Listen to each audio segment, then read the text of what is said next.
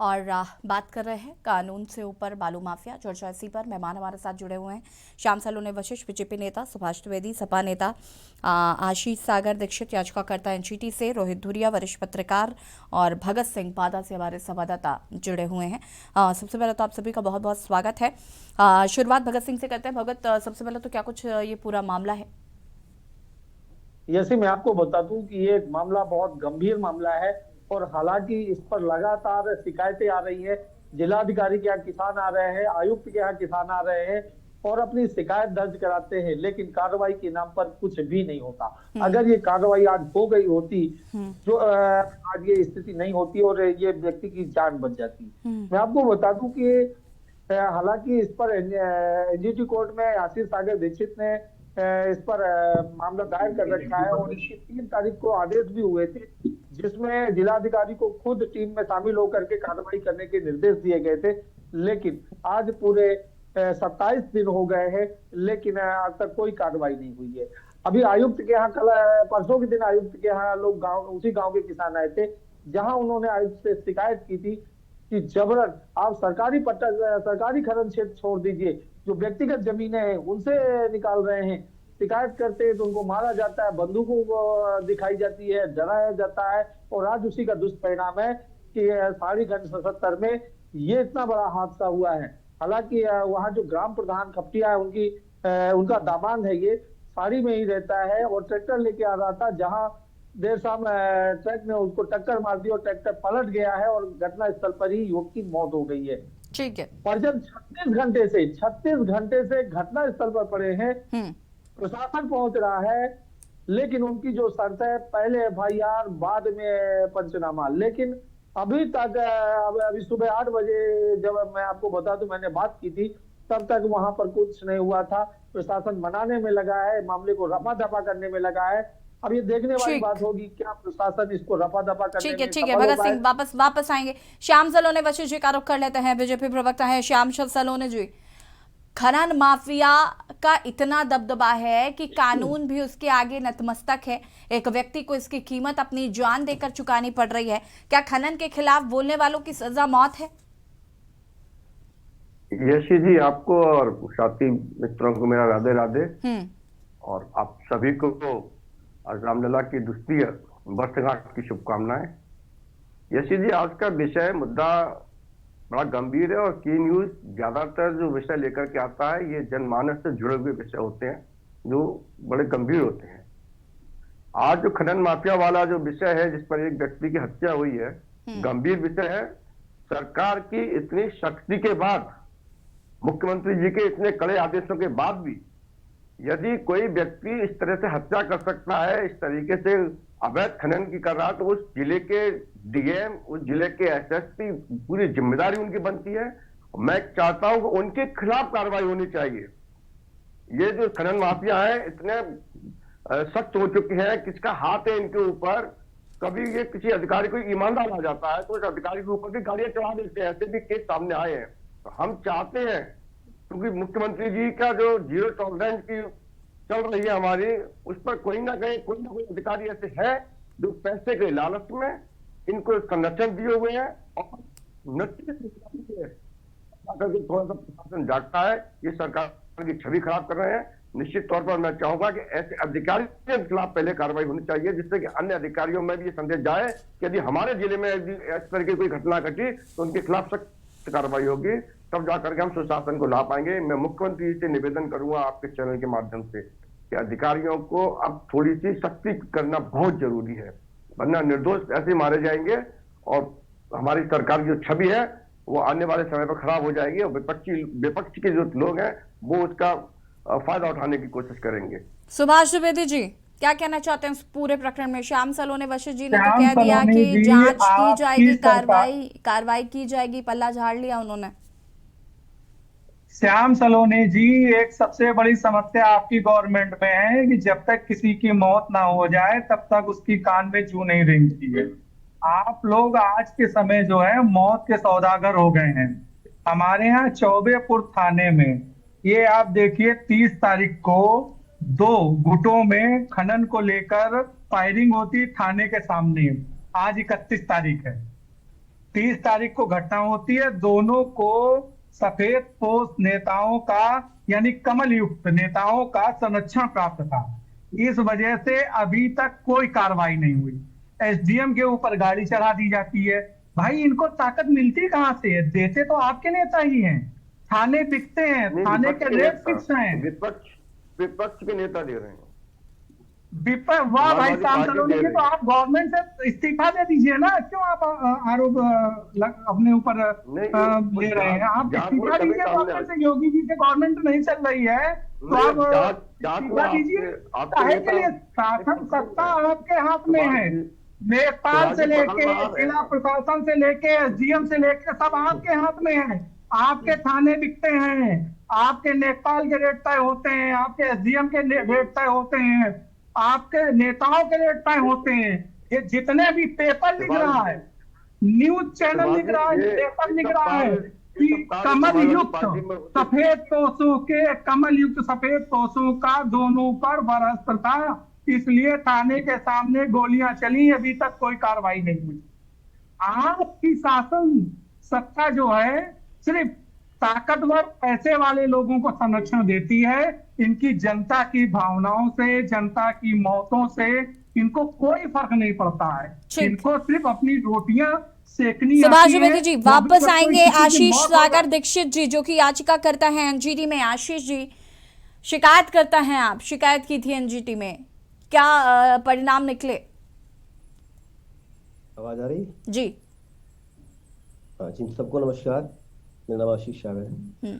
देखिए, शिकायत को ये पहली बार नहीं की गई है और शिकायत का मजनून ये होता है कि इस देश में, जिसे हम डेमोक्रेटिक देश कहते हैं, वहां पे सारे कानून बख्तरबंद में लगाकर फाइल गार्ड में शोभा देते हैं। एनजीटी का आदेश 3 दिसंबर का है, 27 दिन हो गए। बांदा में जिलाधिकारी बैठी हैं जेरे भा, प्रशासन बैठा है।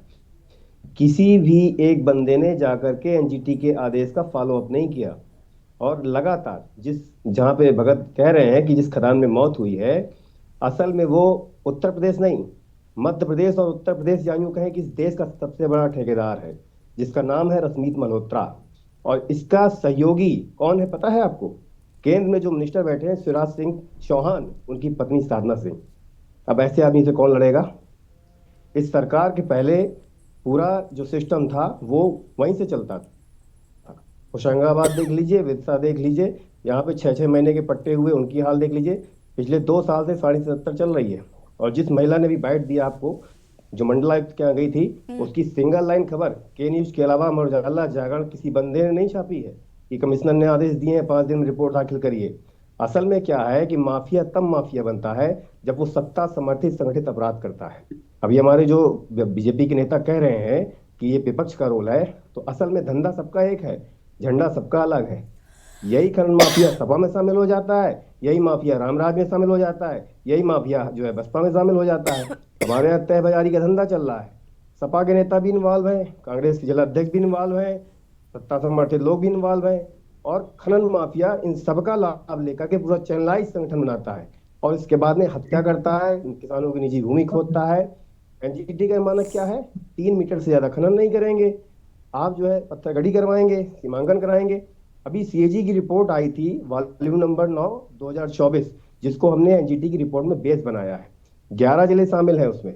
और मजेदार बात यह है कि जो जिले में खनिज न्यास फाउंडेशन बना है, जिसकी अध्यक्ष जिला कलेक्टर होती हैं, वो ना तो प्रशासन गांव में जाके बताता है कि इस फाउंडेशन नाम की कोई बला है, और ना सरकार कभी पंपलेट का विज्ञापन करती है जो रामराज से लेकर के बड़े बड़े विज्ञापन पेपरों पे देती है। उसमें नियम क्या है? लीज एरिया में जो खनिज माफिया बैठा है, जो ठेकेदार बैठा है, वो जो है प्रति एकड़ 200 पौधे लगाएगा, छायादार फलदार। अपने रेवेन्यू का 5% उस गांव में खर्च करेगा। लेकिन 5% तो छोड़िए, 5 रुपया किसी माफिया ने जाकर के आज तक किसी भी गांव में खर्च नहीं किया। हमारे डीएफओ साहब बैठे हैं, साड़ी जहां से चलती है खरईहार पे एक बोर्ड लगा है कि आरक्षित वन क्षेत्र से 100 मीटर की दूरी पे भारी वाहन नहीं निकलेगा, मगर डीएफओ साहब ने पैसा गिना लिया, बोर्ड लगा है। डीएफओ साहब कहते हैं बोर्ड भ्रामक है। रेंजर साहब को मध्यम हो गया था, उन्होंने बोर्ड झूठा लगाया है। अब झूठा लगाया है तो लिखा तो डीएफओ की आज्ञा से है, इसका मतलब आप पढ़े लिखे नहीं है, नकल से पास हुए थे। तो ये जो पूरा सिस्टम है कोलैप्स हो चुका है। किसी भी सरकार में गायत्री प्रजापति ऐसे खनन माफिया नहीं बन गए थे। डीएम थी चंद्रकला 5 साल हमीरपुर में रही थी अखिलेश यादव की सरकार में, ट्रांसफर नहीं हुआ था। हमारे यहाँ जो डीएम आता है, जो एसपी आता है, असल में भेजा ही इसीलिए जाता है। थाने बिकते हैं, चौकी बिकते हैं, मैनेजमेंट होता है, इसके बाद ठीक है। में ये माफिया ताबड़तोड़ तरीके से आशीष जी वापस आते हैं। वरिष्ठ पत्रकार रोहित धुरिया जी हमारे साथ जुड़े हुए हैं। रोहित जी, कैसे देख रहे हैं इस प्रकरण को? जैसे आशीष सागर जी ने काफी गंभीर आरोप लगाए हैं प्रशासन पर कि किस तरीके से प्रशासन में बंदरबाट चल रहा है, जिसकी वजह से ये खनन माफिया जो है ये इतना फल फूल रहे हैं। मेरा सभी को नमस्कार। एक बात मैं ये कहना चाहूँगा कि यहाँ बांदा जिले में जितने भी खनन माफिया हैं उनके हौसले बहुत ज़्यादा बढ़े हुए हैं। उनको किसी भी तरीके से प्रशासन का भय नहीं है। अभी 4 दिसंबर को साड़ी और छत्तीसगढ़ के प्रधानों के द्वारा संयुक्त रूप से डीएम के यहाँ उपस्थित होकर अवैध खनन की शिकायत दर्ज कराई गई थी। अभी पीड़िता के द्वारा बताया गया, जो पत्नी है उसकी पंकज की, उसने बताया कि 3 दिन पहले रास्ते को लेकर विवाद भी हुआ था, जिस पर ये दुर्घटना करके पंकज की मृत्यु हो गई। उसके बाद भी 36 घंटे तक लाश जो है वहीं पर रखी रही और किसी ने सुध नहीं ली। तो ये तो कहीं ना कहीं इस सिस्टम की तो कमजोरी है ही। और ये माफिया वर्ग न तो किसी दल के हैं, ये सिर्फ अपने स्वार्थ के लिए किसी भी पार्टी और किसी भी दल से समर्थित हो जाते हैं। हेलो हेलो जी जी कंटिन्यू करें प्लीज। जी, ये किसी भी दल से समर्थित हो जाते हैं। इनका सिर्फ उद्देश्य एक ही है कि ज़्यादा से ज़्यादा लाभ अर्जित करना। और दूसरी चीज़ एक चीज़ ये भी बताना चाहूँगा कि जो भी कार्रवाइयाँ बालू खदानों पर होती हैं, जो भी ये जुर्माना आदि लगाया जाता है, उसकी 100% वसूली भी नहीं की जाती है। तो ये करोड़ों रुपए का अवैध खनन करके और उसको नथिंग जुर्माने के तौर पे 2-4-5 लाख रुपए का जुर्माना पेड करके किसी तरह से अपना कागजी कोरम पूरा कर लेते हैं और बेतहाशा लाभ उठाते हैं। और श्याम सलोने वशिष्ठ जी, जिस तरीके से ये आरोप लग रहे हैं, जीरो टॉलरेंस नीति कहाँ गई? अगर मुख्यमंत्री योगी आदित्यनाथ निर्देशित कर रहे हैं, देखिए आपके यहाँ पर बैठकर सिर्फ ये कह देने से कि कार्रवाई की जाएगी, जांच का विषय है, मैं मुख्यमंत्री योगी आदित्यनाथ जी से निवेदन करूंगा कि वो इस मामले पर संज्ञान लें, ये सारी बातें एक्चुअली मैं बीजेपी प्रवक्ताओं के मुंह से सुनकर थक चुकी हूं। जीरो टॉलरेंस नीति पर अगर बात की जा रही है तो उसके परिणाम धरातल पर नजर क्यों नहीं आ रहे हैं, ये अपने आप में बड़ा सवाल है। और खनन माफियाओं पर लगाम कब लगेगी, ये सारी जनता का सवाल है। खासकर बांदा की अगर हम बात करें तो कहीं ना कहीं खनन के लिए बांदा फेमस है और वहां पर अवैध खनन किस तरीके से चल रहा है ये सबको पता है। फिर उसके बाद कार्रवाई क्यों नहीं हो रही है? और मुझे आपसे सिर्फ और सिर्फ यह जानना है कि कार्रवाई क्यों नहीं हो रही है। कार्रवाई होनी चाहिए, ये तो विपक्ष भी कह रहा है, फिर आप में और विपक्ष में फर्क क्या है?